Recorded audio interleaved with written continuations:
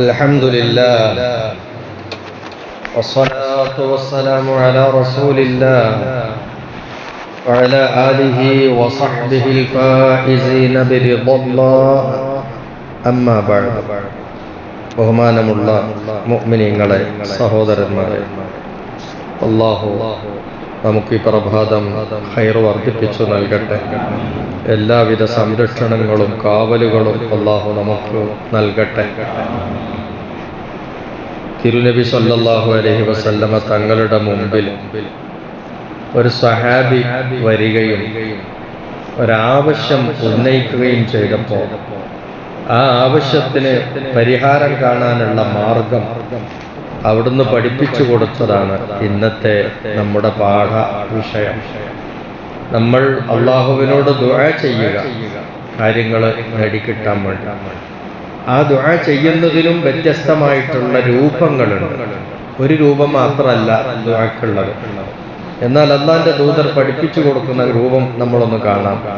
ഇമാം ബുഖാരി ഈ സംഭവം റിപ്പോർട്ട് ചെയ്തിട്ടുണ്ട്. ഇമാം ബൈഹഖി ഉദ്ധരിച്ചിട്ടുണ്ട്. മറ്റു പല ഹദീസ് ഉലമാഉകളും അവരെല്ലാം പറഞ്ഞിട്ടുണ്ട്. അൻ ഉസ്മാൻ ഇബ്നു ഹുനൈഫ് റളിയല്ലാഹു അൻഹുവിനെ തൊട്ടാണ്. അന്ന റജുലൻ, ഒരാള്, വരീറൻ, കണ്ണിന് തകരാറ് പറ്റിയ ഒരാൾ, കാഴ്ചക്ക് കംപ്ലൈന്റ് ഉണ്ട്, അങ്ങനത്തെ ഒരാൾ വന്നു. അത്തൻ നബിയ സല്ലല്ലാഹു അലൈഹി വസല്ലം തിരുനബിയുടെ അടുത്തിൽ വന്നിട്ട് പറഞ്ഞു, ഫഖാല ഉദ്ഉല്ലാഹ തആല ലീ അൻ യുആഫിയനി. നബിയെ, എൻ്റെ ഈ കണ്ണിന്റെ കാഴ്ച നഷ്ടപ്പെട്ടു പോയിട്ടുണ്ട്, അത് തിരിച്ചു കിട്ടാൻ, ആ കാഴ്ച എനിക്ക് കിട്ടണം, അതിനു വേണ്ടി അങ്ങ് എനിക്ക് വേണ്ടി ദ്വാരക്കണമെന്നാണ്. അപ്പൊ നബിതങ്ങളെ കൊണ്ട് ദ്വാരിപ്പിക്കുക എന്നുള്ളതാണ് സ്വഹാബി കണ്ടെത്തിയ മാർഗം.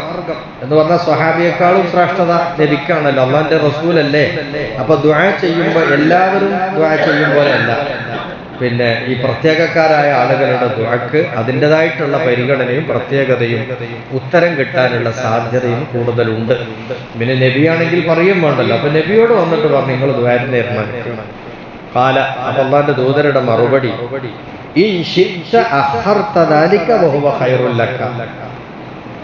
അതിപ്പോ ചോദിച്ച് ഇപ്പൊ തന്നെ നേടിയെടുക്കണ്ട, അതങ്ങനെ അങ്ങ് പോയിക്കോട്ടെ. അതിൽ ക്ഷമ കൈക്കൊണ്ടാൽ നിങ്ങൾക്ക് അതിൽ ഖൈറുണ്ട്. അപ്പൊ ഞാൻ ആ ദ്വാരക്കുന്നത് ഇപ്പൊ അങ്ങോട്ട് മാറ്റി വെക്കാം, അത് പെൻഡിങ്ങിൽ വെക്കാം. നിങ്ങൾക്ക് കുറച്ച് കൂടുതൽ ഖൈർ അതാണ്, കുറച്ചും കൂടി നല്ലത് അതാണ് എന്ന് പറഞ്ഞു. ഇനി വേണമെങ്കിൽ ഞാൻ ഇപ്പൊ തന്നെ ദ്വാരക്കുകയും ചെയ്യാം എന്ന് പറഞ്ഞാൽ രണ്ടിലേത് മാർഗം സ്വീകരിക്കണമെങ്കിലും സ്വീകരിക്കാം എന്നുള്ള നിലക്കാണ് നബി പറഞ്ഞു കൊടുക്കണം. ഒന്ന്, ഞാൻ നിങ്ങൾക്ക് വേണ്ടി ഇപ്പം ദ്വാരക്കണില്ല, അങ്ങനെ ദ്വാ ഞാൻ പെൻഡിങ്ങിൽ വെക്കാം, കുറച്ചുകൂടി പിന്തട്ടെ. അപ്പൊ നിങ്ങൾക്ക് അതിനനുസരിച്ചിട്ട് നിങ്ങൾക്ക് കണ്ണ് കാഴ്ച ഇല്ലാത്തതിന്റെ ബുദ്ധിമുട്ടും വിഷമങ്ങളൊക്കെ നിങ്ങൾ അനുഭവിക്കുമ്പോൾ അതിനനുസരിച്ചിട്ട് നിങ്ങൾക്ക് പഠിച്ചുകൊണ്ടെടുത്തുനിന്ന് കൂലി കൂടുതൽ കിട്ടും. അപ്പൊ നിങ്ങൾക്ക് കുറച്ചും കൂടി നല്ലത് അതാണ്. ഇനി അതല്ല, ദ്വാരക്കന്നെ വേണമെന്നുണ്ടെങ്കിൽ ഇപ്പൊ ദ്വാരക്കുകയും ചെയ്യാം. അപ്പോ കൂടുതൽ ഹൈർ അതാണ്. പക്ഷെ ഇതിലോ ഹൈർ എന്ന് പറയേണ്ടതില്ലല്ലോ. അപ്പൊ അങ്ങനെ വരുമ്പോ ഒരാൾക്ക് ഏത് ചൂസ് ചെയ്യാം? ഏറ്റവും ഹൈറായത് ഏതാണോ അതന്നെ ചൂസ് ചെയ്തോളുന്നുണ്ടോ? ഇല്ല. അത്ര തന്നെ നല്ലത് നല്ല നമ്മളെ മനസ്സിന് കുറച്ചും കൂടി താല്പര്യം, കുറച്ചും കൂടി ശ്രേഷ്ഠത കുറഞ്ഞതാണ്, എന്നാ പിന്നെ അത് തിരഞ്ഞെടുക്കാം. കാരണം മനസ്സിനും കൂടി കുറച്ചും കൂടി ഒരു ആനന്ദമായിരിക്കും കിട്ടും. അപ്പൊ ആ സമയത്ത് കാല ഈ സ്വഹാബി പറഞ്ഞു, ദ്വാരക്കി നബിയെ, ഇപ്പൊ തന്നെ ദ്വാരക്കി, അത് കിട്ടട്ടെ എന്നാണ് സ്വഹാബി അഭിപ്രായപ്പെട്ടത്. അപ്പൊ നബി സല്ലല്ലാഹു അലൈഹി വസല്ലം തങ്ങൾ ആ സ്വഹാബിയോട് കൽപ്പിക്കുകയാണ്. എന്തിനെ? ഞാൻ ദ്വാരക്കാന്ന് പറഞ്ഞിട്ട് റസൂലുള്ളാഹി അങ്ങ് ദ്വാരന്നിട്ടില്ല. പിന്നെയോ, നിങ്ങൾക്ക് തന്നെ ഞാൻ പറഞ്ഞുതരാം ദ്വാരക്കേണ്ട ഒരു മാർഗവും രൂപവും, അത് നിങ്ങൾ ചെയ്യുന്നു. എന്നിട്ട് അമറഹു, നബി തങ്ങൾ ആ സ്വഹാബിയോട് പറഞ്ഞു, ഒളു എടുക്കാൻ പറഞ്ഞു. ഒളു വെറുതെ ഒളു എടുത്താൽ പോരാ, ഒളു നന്നാക്കി എടുക്കണമെന്നാണ്. എന്ന് പറഞ്ഞാൽ എന്താ അർത്ഥം? ഒളു എടുക്കുമ്പോൾ നമ്മൾ സാധാരണ ശ്രദ്ധ കുറവ് വരുന്നതുകൊണ്ട് ചിലപ്പോൾ എന്താവും, അതിന്റെ സുന്നത്തും മര്യാദകളൊന്നും പൂർണ്ണമായിട്ട് പാലിക്കാൻ കഴിയില്ല. അപ്പൊ ശ്രദ്ധിച്ചുകൊണ്ട് ഒളു എടുക്കണമെങ്കിലോ അതിന്റെ ഒളുവിന്റെ ആരംഭത്തിൽ ചെയ്യേണ്ട സുന്നത്തുണ്ട്, പിന്നെ ഒളു തുടങ്ങിക്കഴിഞ്ഞാൽ ചൊല്ലേണ്ട സുന്നത്തുണ്ട്, ചെയ്തുകൊണ്ടിരിക്കുമ്പോൾ ചെയ്യേണ്ട സുന്നത്തുണ്ട്, ചൊല്ലേണ്ട സുന്നത്തുണ്ട്, ഒളു കഴിഞ്ഞാൽ പാലിക്കേണ്ട സുന്നത്തുണ്ട്. ഇങ്ങനെ തുടങ്ങിയിട്ടുള്ള പല സുന്നത്തുകളും മര്യാദകളും ഒക്കെ ഒളുവിനുണ്ടല്ലോ. അപ്പൊ അതെല്ലാം ഓർമ്മിച്ച് ശ്രദ്ധിച്ച് ഒരു സമ്പൂർണ്ണ വുളൂ ചെയ്യാൻ വേണ്ടി പറഞ്ഞു. രണ്ട് റക്അത്ത് നിസ്കരിക്കാനും പറഞ്ഞു. ഒളു എടുത്താൽ നിസ്കാരം സുന്നത്തുണ്ടല്ലോ, 2 റക്അത്ത് നിസ്കാരം. ഇനി ഇങ്ങനെ എന്തെങ്കിലും ചില പ്രത്യേക ആവശ്യങ്ങളോ പ്രയാസങ്ങളോ ഉണ്ടാകുന്ന സമയത്ത് അത് പരിഹരിച്ച് കിട്ടാൻ വേണ്ടി അള്ളാഹിനോട് ദുആരിക്കാൻ പോവുകയാണെങ്കിൽ പ്രത്യേകിച്ച് ഒരു നിസ്കാര സുന്നത്തുണ്ടല്ലോ, സ്വലാത്തുൽ ഹാജ എന്നൊരു സുന്നത്തുണ്ട്, ആവശ്യം നിറവേറി കിട്ടാൻ വേണ്ടിയിട്ടുള്ള സുന്നത്ത്. അങ്ങനെ സുന്നത്തുകാരുണ്ട്. 2 റക്അത്ത് നിസ്കരിക്കാൻ വേണ്ടി പറഞ്ഞു. താഴെ പറയുന്ന ദുആരിക്കാനും പറഞ്ഞു. സ്വഹാബിയോടൊന്ന് ദുആരിക്കാൻ പറഞ്ഞു. ഞാനൊരു ദുആ പറഞ്ഞുതരാം, അത് നിങ്ങൾ ദുആരിക്കുക. അപ്പൊ റസൂലുള്ളാഹി തങ്ങളുടെ മുമ്പിൽ ദുആരിക്കാൻ വേണ്ടി ആവശ്യപ്പെട്ട് വന്നപ്പോ നബി തങ്ങൾ ദുആരിക്കാൻ സ്വഹാബിക്ക് തന്നെ ദുആരിക്കാൻ വേണ്ടി പഠിപ്പിച്ചു കൊടുക്കുന്ന ആ ദുആന്റെ രൂപം എന്ന് വെച്ചാൽ നബി ദുആരിക്കൂല എന്നല്ല, ആ സ്വഹാബിയെ പഠിപ്പിക്കുക എന്നല്ല. ആ ദുആക്ക് 2 മുഖങ്ങളുള്ള ദുആയാണ്. എന്താ 2 മുഖം? നമ്മൾ നിസ്കാരത്തിൽ അത്തഹിയാത്ത് ഓതൂലേ, ആ അത്തഹിയാത്തിൽ ചൊല്ലുന്നത് പോലെ അത്തഹിയാത്തിൽ നമ്മള് അത്തഹിയാത്തുൽ മുബാറകാത്തു സ്വലവാത്തു ത്വയ്യിബാത്തു ലില്ലാഹ് അള്ളാഹിനോട് വേണ്ടി പറയുന്നതാണ് നിസ്കാരം. അള്ളാഹുവിനെ കാണിക്ക അർപ്പിച്ചു എന്നതിന്റെ ശേഷം നമ്മൾ പറയുന്ന രൂപമുണ്ട്. അസ്സലാമു അലൈക അയ്യുഹൻ നബി, ഏ നബിയേ അങ്ങയുടെ മേലിൽ അള്ളാഹിന്റെ സലാം ഉണ്ടാകട്ടെ എന്ന് പറഞ്ഞ് അള്ളാഹിനോടും പറയും നബിയോടും പറയും. എന്നാൽ ഇതേപോലെയുള്ള ഇരട്ട മുഖങ്ങളുള്ള ദുആയാണ് ഈ സ്വഹാബിക്ക് നബി പഠിപ്പിച്ചു കൊടുക്കുന്നത്. കണ്ടോളൂ, ഇങ്ങനെ ദുആരിക്കുക. അല്ലാഹുമ്മ ഇന്നി അസ്അലുക വഅതവജ്ജഹു ഇലൈക ബിനബിയിക മുഹമ്മദിൻ സ്വല്ലല്ലാഹു അലൈഹി വസല്ലമ നബിയ്യിർ റഹ്മ. അങ്ങനെ പറഞ്ഞു ദുആരിക്കുക. എന്താ ഇതിന്റെ അർത്ഥം?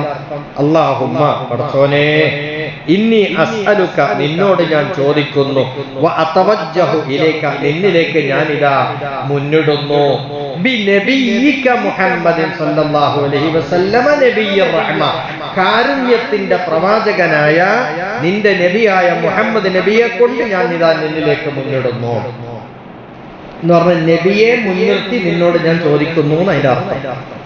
നിന്റെ നബിയായ കാരുണ്യത്തിന്റെ പ്രവാചകനായ മുഹമ്മദ് നബിയെ മുൻനിർത്തി നിന്നോട് ഞാൻ ചോദിക്കുന്നു എന്ന് അള്ളാഹിനോട് പറയുക. അപ്പൊ അള്ളാഹിനോട് പടച്ചോനെ എനിക്ക് ഇങ്ങനെ ഒരു ആവശ്യമുണ്ട് താ എന്ന് പറയുന്നതിന് പകരം ഞാൻ നിന്റെ നബിയായ കാരുണ്യത്തിന്റെ നബിയെ മുൻനിർത്തി നിന്നോട് തേടുന്നു എന്ന് പറയാം. അപ്പൊ നബിയെ മുന്നിൽ വെച്ചിട്ട് നമ്മൾ അള്ളാഹിനോട് കാര്യം ചോദിക്കുക. അതിനാണ് തവസ്സുൽ എന്ന് പറയാം. തവസ്സുൽ എന്ന് പറഞ്ഞാൽ ഇടമാർഗം സ്വീകരിക്കുക എന്നാണ്. അങ്ങനെ ഒരു ദുആ പഠിപ്പിച്ചു കൊടുക്കും. ഇന്ന് കഴിഞ്ഞിട്ടില്ല. എന്നിട്ട് പിന്നെയും പറയുന്നു, യാ മുഹമ്മദ് ഇന്നി അതവജ്ജഹു ബിക ഇലാ റബ്ബി ഫീ ഹാജതി ഹാദിഹി ഫയഖ്ദിഹാ ലി.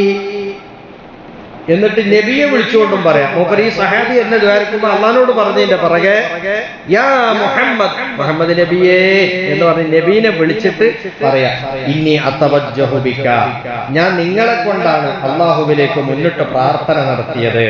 ഇന്നി അതവജ്ജഹു ഇലൈക ഇലാ റബ്ബി, ഞാൻ എന്റെ റബ്ബിലേക്ക് അങ്ങയെ മുൻനിർത്തിയാണ് ദുആ ചെയ്യുന്നത്. ഫീ ഹാജതി ഹാദിഹി, എന്റെ ഇന്നാലിന്ന ആവശ്യത്തിന് ഫയഖ്ദിഹാ, അങ്ങനെ ആകുമ്പോൾ പടച്ചോൻ എനിക്ക് ആ ആവശ്യം പൂർത്തിയാക്കി തരും. അല്ലാഹുമ്മ ശഫീ. കഴിഞ്ഞ നബിയോടുള്ള വർത്താനം കഴിഞ്ഞിട്ട് പിന്നെ മൂന്നാമത് വീണ്ടും റബ്ബിലേക്ക് തിരിച്ചു പോകാണ് സംഭാഷണം. അല്ലാഹുമ്മ ശഫീഉഹു ഫിയ്യ, പടച്ചോനെ നബി തങ്ങൾ എനിക്ക് വേണ്ടി ചെയ്യുന്ന റെക്കമെൻഡ് നീ സ്വീകരിക്കണേ പടച്ചോനെ.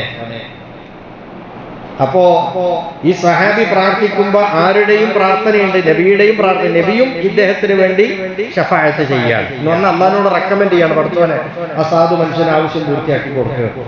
അപ്പൊ ഈ സഹാബിയുടെ പ്രാർത്ഥന അല്ലാഹുമ്മ പടച്ചോനെ ശഫീഉഹു, ആ നബിയുടെ ശഫാഅത്ത് നീ സ്വീകരിക്കണേ, ഫിയ്യ എന്റെ കാര്യത്തിൽ നബി ചെയ്യുന്ന ശഫാഅത്ത് നീ സ്വീകരിക്കണേ പടച്ചോനെ. ഇങ്ങനെ ദ്വാരക്കാൻ വേണ്ടി പറഞ്ഞു. ഇത് ഇത്രയും ദുആന്റെ വാക്കുകളാണ്. ആ സഹാബി ഇതുപോലെ നന്നായിട്ട് ശ്രദ്ധയോടുകൂടെ വുളൂ ചെയ്തു, 2 റക്അത്ത് നിസ്കരിച്ചു. നിസ്കാരാനന്തരം ഇങ്ങനെ ദുആയിരുന്നു, പടച്ചോനെ നിന്റെ നബിയായ കാരുണ്യത്തിന്റെ നബീനെ മുൻനിർത്തിയാണ് നിന്നോട് തേടുന്നത്. പിന്നെ മുഹമ്മദ് നബിയെ അങ്ങയെ മുൻനിർത്തിയാണ് ഞാൻ അള്ളാഹിനോട് ചോദിച്ചിട്ടുള്ളത്. പടച്ചോനെ മുഹമ്മദ് നബി എനിക്ക് വേണ്ടി ശഫാഅത്ത് ചെയ്യുന്ന ഈ ശഫാഅത്ത് സ്വീകരിക്കണേ പടച്ചോനെ എന്ന് പറഞ്ഞിട്ട് ദുആ ചെയ്തു. ഫഫഅല ദാലിക റജുൽ, ആ മനുഷ്യൻ അത് ചെയ്തു.